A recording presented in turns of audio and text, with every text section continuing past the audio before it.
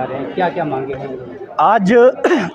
हम बार बार ये कह रहे हैं कि 108, 102 एम्बुलेंस कर्मचारी जो यूनियन के लोग हैं, चाहे इसमें पायलट हैं, चाहे कैप्टन हैं जो 102 कर्मचारी है, और चाहे ईएमटी स्टाफ है, बार बार एनएचएम निदेशक से वार्ता करते हुए ये सामने आया है और हम इस निष्कर्ष पे पहुंचे हैं कि इन कर्मियों को हिमाचल प्रदेश के स्वास्थ्य विभाग ने और एनएचएम विभाग ने और मेडिसन फाउंडेशन जो कंपनी है, इनका जो फाउंडेशन है, उन्होंने मजबूर किया है इन्हें हड़ताल पे जाने के लिए।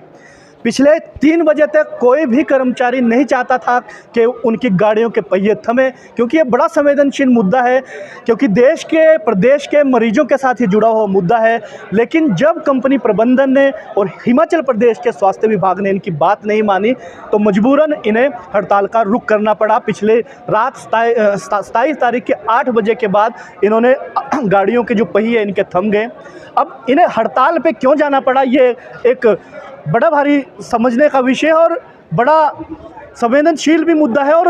बड़ा इमोशनल करने वाला मुद्दा है कि देश के अंदर हमारे देश का जो ट्रेड यूनियन का कानून है, हमारे देश का जो संविधान है, वो हर आदमी को हफ्ते में 1 दिन छुट्टी का अधिकार देता है, उन्हें बीमार हो जाए बीमार होने का अधिकार देता है। लेकिन यहाँ जब इनकी मांगों पे चर्चा हुई, पता चला कि इन कर्मियों के घर ना परिवार है, अगर देखा जाए, क्योंकि इन्हें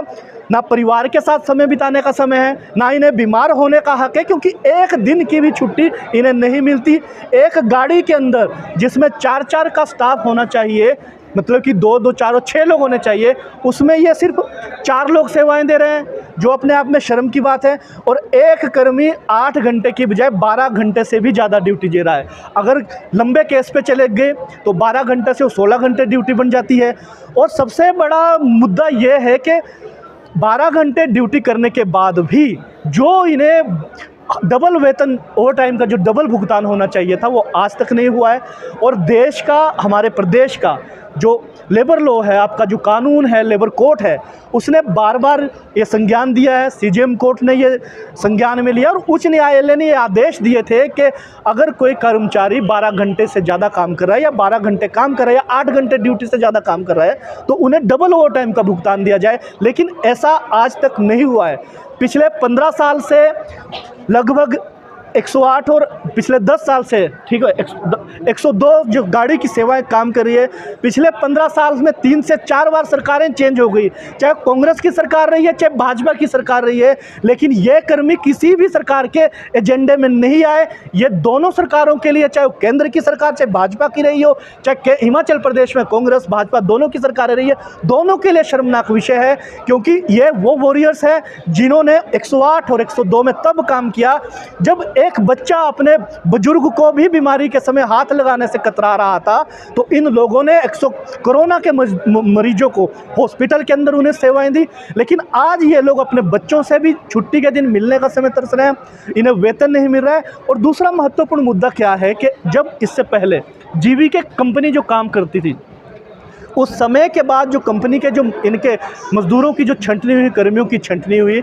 उन कर्मियों को या तो सीनियरिटी के आधार पर वापस लिया जाए, परंतु वैसा नहीं हुआ। और ना ही उन्हें आज तक का जो उनका रिट्रेंचमेंट बोनस मिलता है, नोटिस पे मिलता है, वो नहीं दिया, जो श्रम कानूनों का एक सरासर उल्लंघन है। आज ये हड़ताल सिर्फ और सिर्फ ये दिखाने के लिए की जा रही है कि देश का जो, चाहे एनएचएम विभाग है, चाहे मेडिसन फाउंडेशन है, ये सभी जो देश के कानून है उसको लागू करें। अनुच्छेद 19 और अनुच्छेद 21 हमारे देश का आर्टिकल ये इजाज़त देता है कि हर आदमी को ज़िंदगी जीने का अधिकार है, अपने परिवार के साथ समय बिताने का उनका अधिकार है। लेकिन अमानवीय व्यवहार 108 और 102 कर्मियों के साथ किया जा रहा है, इनका शोषण किया जा रहा है। CITU इसका विरोध करता है और आने वाले समय में ये आज सांकेतिक धरने के रूप में हम कह रहे हैं। और हो सकता है ये सरकार के ऊपर जिम्मेवारी है, NHM